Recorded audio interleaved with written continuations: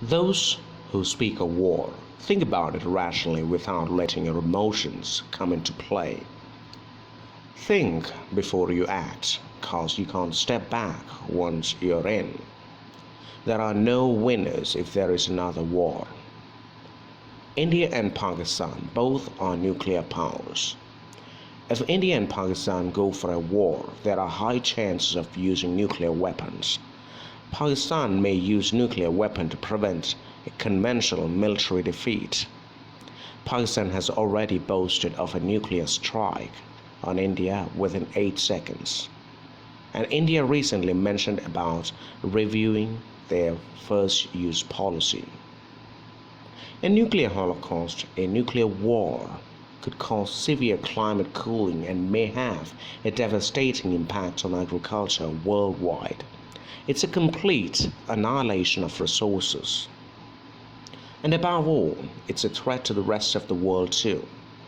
The resulting firestorms would put 5 to 7 million metric tons of smoke into the upper atmosphere.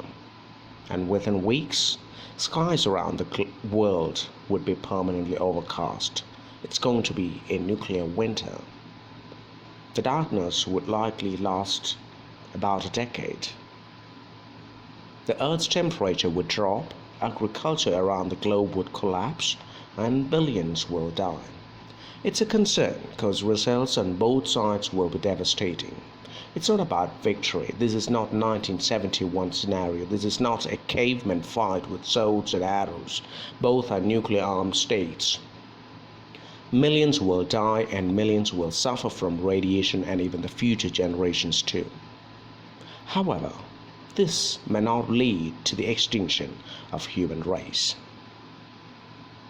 And this is precisely why Bill Clinton argued India-Pakistan border the most dangerous place in the world. When US was celebrating its Independence Day on 1999, alarmed Clinton and his security aides went to an unannounced meeting with Nawaz Sharif. Pakistan would have used the nuclear weapons against India if Clinton would not have warned. Nuclear holocaust is often associated with world war. India-Pakistan conflict may or may not involve other nations. All depends on where the war leads. No nuclear-powered states has ever attacked each other in the history.